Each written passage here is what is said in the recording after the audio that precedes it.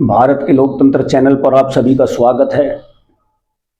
मोदी जी ने पहले तो चाइना की लड़ी भी नहीं बिकने दी। हमारे भारत देश के जो गरीब दिवाली मना लेते थे, देख कर उन पर रोक लगा दी। उसके बाद सभी चीज़ें चाइना से खरीदी और चाइना के प्रधानमंत्री जिनपिंग के साथ झूला झूले।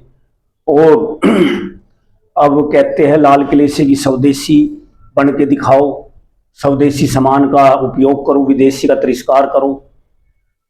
हमें भारत की जनता को ये पूछना चाहिए, हमें समझना चाहिए, क्या सरकार भी कुछ करेगी या सारे काम जनता ही करेगी। सरकार कोई कदम उठाती नहीं है, लगातार इंपोर्ट बढ़ाती जा रही है चाइना से और देश की जनता को सलाह देती है। मोदी जी खुद जो चश्मा है वो विदेशी पहनते हैं, कोट पैंट विदेशी पहनते हैं, घड़ी विदेशी पहनते हैं, जूते विदेशी पहनते हैं और हमें जो है स्वदेशी का पाठ पढ़ा रहे हैं।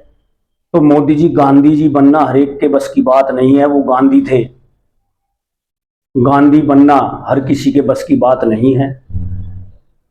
अगर इस देश को आप स्वदेशी बनाना चाहते तो विदेशी सामान का सबसे पहले आप तिरस्कार करते। लाल बहादुर शास्त्री की तरह जिन्होंने गेहूं बोया, व्रत रहने के लिए बोला, ऐसा आप करते कुछ अच्छा कार्य। अब आप वही चाइना है जो देश की जनता को कहते हो स्वदेशी अपनाओ, विदेशी का तिरस्कार करो। और अब आप चाइना के पास जाकर मीटिंग करते हो, चाइना में उनसे समझौता करते हो, उनसे आशा रखते हो कि कुछ हमारा भला कर दे। यही आपकी नीतियां हमारे देश को आर्थिक मोर्चों पर बैकफुट पे लाके खड़ा करती है।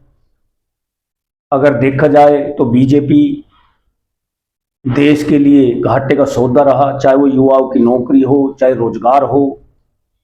जब तक सरकार हमारे देश की जनता को छूट ना देगी, कल्याण ना करेगी, और जब तक कोई गरीब आदमी भी छोटा रोजगार काम धंधे ना चला सकेगा, जीएसटी की मार, ये टैक्स की मार, दुनिया भर के कानून, कॉमर्शियल लैंड, ये हर किसी के बस की बात नहीं है। इन फॉर्मेलिटी को पूरा करना जब तक सरकार छूट ना देगी और स्वदेशी को दिल से ना अपनाने की कहेगी, तब तक हमारा देश आगे नहीं बढ़ सकता। हम किसी भी देश पर ज्यादा झुकेंगे तो उसका नतीजा यही होगा जो आज चाइना ने भारत का कर दिया है। अब वही जयशंकर, वही अमित शाह, वही मोदी जी जो लाल आंख करके दिखाने की कहते थे, अब चाइना से आशा की आस लिए उनसे मिलने गए कि कुछ हमारा भला करे, जबकि चाइना किसी देश के साथ ऐसा समझौता नहीं करता कि उसका भला हो सके। वो हमेशा अपना भला पहले सोचता है। परंतु यहाँ की ये गोदी मीडिया और ये अखबार, जिसे लोकतंत्र का चौथा स्तंभ कहा जाता था, आज सब ढह चुके हैं।